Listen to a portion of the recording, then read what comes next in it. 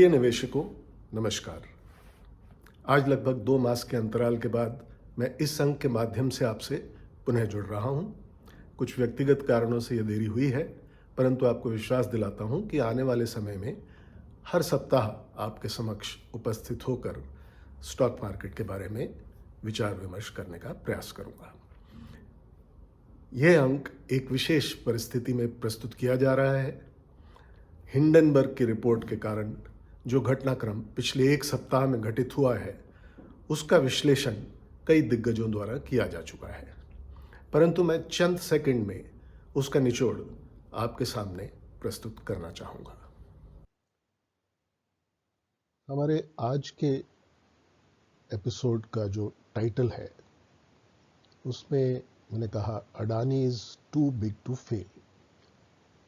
इसका तात्पर्य क्या है कि अडानी की जो नेटवर्थ, जो उनको एक बार विश्व के दूसरे नंबर के सबसे धनाढ्य व्यक्ति का उनको टाइटल मिला, और इस रिपोर्ट के आने से पहले वो तीसरे नंबर पर थे, जो फिसल कर आज शायद 10वें नंबर पर आ चुके हैं।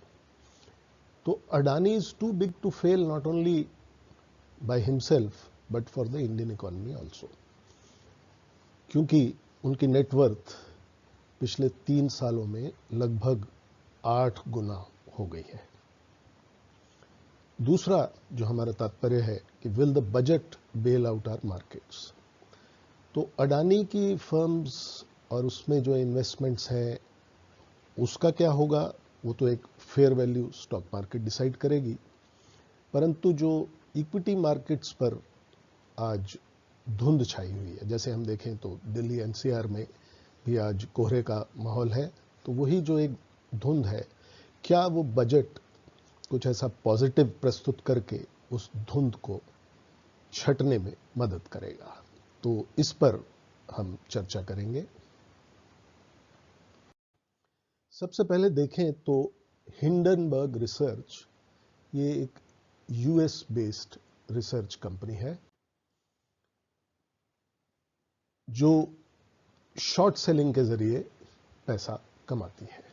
तो इन्होंने जो 24 जनवरी को रिपोर्ट पेश की, उसके प्रमुख मुद्दे ये वो बोलते हैं कि today we reveal the findings of our 2-year investigation presenting evidence that INR 17.8 trillion equivalent to $218 billion Adani Group has engaged in a brazen stock manipulation and accounting fraud scheme over the course of decades. Gautam Adani जो इसके founder chairman हैं, उनकी net worth आज $120 billion है, जो पिछले 3 वर्ष में 6 से 7 गुना बढ़ गई है। तो इन्होंने जो इस रिसर्च में प्रमुख तौर से 2 फंडामेंटल मुद्दे उठाए हैं। वो क्या है? पहला, इन्होंने ये पॉइंट आउट किया कि अदानी ग्रुप की जो 7 लिस्टेड कंपनी हैं, इनका मानना है, यानी हिंडनबर्ग का मानना है कि ये 85% ओवर वैल्यूड है। कारण क्या उन्होंने बताया, जो हम सबको भी मालूम है, ऐसा नहीं कि ये पब्लिक डोमेन में ये बातें नहीं है। यहां पर हम देखें कि price earning ratio Adani green energy का 815, इंडस्ट्री एवरेज क्या है 24। तो क्या ये वैल्यूएशन जस्टिफाइड है? अडानी टोटल गैस 831 का price earning ratio, industry average 20। तो ये किसी भी तरह से ये प्राइसेस जो चल रही थी, ये जस्टिफाइड नहीं थी, और जिन लोगों ने इसमें इन्वेस्ट किया है, तो मार्केट उसका लॉन्ग टर्म में क्या हश्र करेगी, उसके लिए हम सबको तैयार रहना है। तो हिंडनबर्ग का मात्र इतना कहना है कि ये अडानी ग्रुप के शेयर जो हैं हाईली ओवर वैल्यूड है। दूसरी चीज जो उन्होंने उठाई वो सॉल्वेंसी के बारे में, यानी अगर हम कंपनी में इन्वेस्ट करते हैं तो हमें मालूम होना चाहिए कि जिस कंपनी में हम इन्वेस्ट कर रहे हैं उसका करंट रेशो क्या है, डेट टू इक्विटी रेशो क्या है। अगर नेट डेट बहुत ज़्यादा है तो ये करंट रेशो 1 से कम हो जाती है। हम देखें तो 7 में से अगर हम अडानी विल्मर और अडानी पोर्ट्स को छोड़ दें तो Adani green energy, Adani power, Adani total gas, Adani transmission और अडानी एंटरप्राइजेस का करंट रेशो 1 से नीचे है। ये सवाल उठाता है इनके लिक्विडिटी रेशो पर, और जो इनके लेंडर्स हैं उनके लिए ये शॉर्ट टर्म में एक समस्या क्रिएट कर सकता है। तो ये 2 प्रमुख मुद्दे हिंडनबर्ग की रिपोर्ट में उठाए गए। अब अडानी जी ने 29 जनवरी अडानी ग्रुप ने 5 दिन बाद इसका खंडन किया, जो अच्छी बात है। उन्होंने अपने शेयर होल्डर्स को एड्रेस किया और उन्होंने क्या प्रमुख मुद्दे उठाए इसमें, बजाय कि वो सीरियल वाइज हिंडनबर्ग की रिपोर्ट के जो 88 सवाल उन्होंने पूछे थे उनका जवाब देते, उन्होंने उसको एक जनरलाइज्ड करके एक नोट इशू किया अपने स्टेक होल्डर्स के लिए, जहां वो कहते हैं कि we are shocked and deeply disturbed to read the report published by, उन्होंने एक नाम दिया, Hindenburg Research on 24th January, which is nothing but a lie. The document is malicious combination of selective misinformation and concealed facts relating to baseless and discredited allegations to drive an ulterior motive.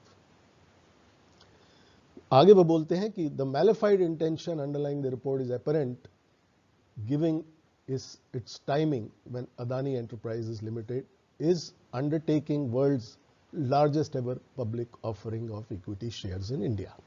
यहां तक तो बात समझ में आती है, लेकिन उसके बाद जो उन्होंने ये कहा कि this is not merely an unwarranted attack on any specific company but a calculated attack on India, the independence, integrity and quality of Indian institutions and the growth ambition of India। यानी उन्होंने राष्ट्रवाद का चोगा पहना दिया इस पूरी report को, और तुरंत इसका खंडन हिंडनबर्ग की ओर से भी आया।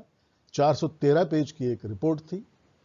अडानी जी ने जो जवाब दिया, तो उसके बदले में हिंडनबर्ग ने क्या कहा कि Adani's rebuttal is nothing but a fraud which can not be obfuscated by nationalism.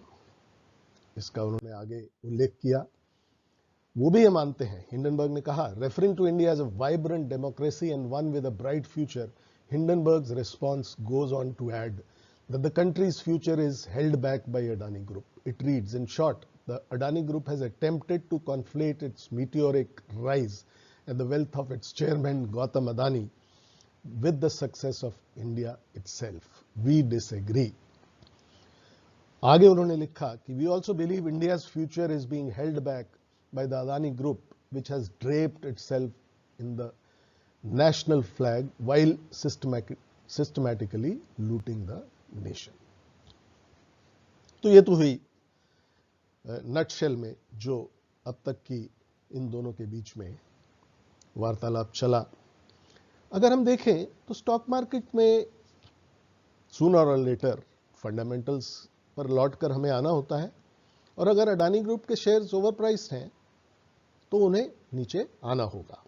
यहां पर मैं मिंट के एक एनालिसिस का उल्लेख करना चाहूंगा। बहुत सी न्यू एज कंपनीज जो पिछले 2-3 साल में बाजार में आई, उनका भी आपने हश्र देखा। यहां हम शुरू करें तो जोमेटो, जिसकी दिसंबर 21 में नेट वर्थ थी 14.54 बिलियन, वो दिसंबर 22 तक घटकर 5.53 यानी 1/3 रह गई। नाइका, एक और बड़ी कंपनी, जिसकी नेटवर्थ दिसंबर 21 में 13.36 बिलियन थी, वो घटकर 4.98 बिलियन रह गई एक साल के बाद। तो स्टॉक मार्केट ने पनिश किया, ये दोनों शेयर 1/3 हो गए। पेटीएम का हाल तो और भी बुरा हुआ, उसकी तो नेटवर्थ शायद 1/3 से भी कम रह गई, 11.63 बिलियन से घटकर 3.73 बिलियन। और एक और पीबी फिनटेक की बात करें तो उसकी भी नेटवर्थ आधी हो गई।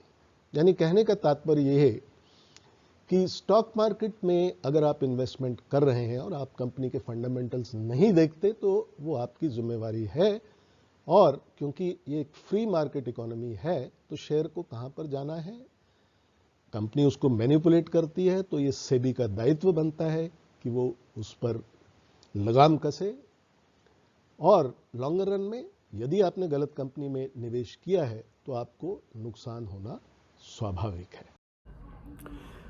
जैसा इस घटनाक्रम से विदित है, ये विवाद लंबा चल सकता है और इसके लिए स्टॉक मार्केट के निवेशकों को हमेशा तैयार रहना पड़ेगा।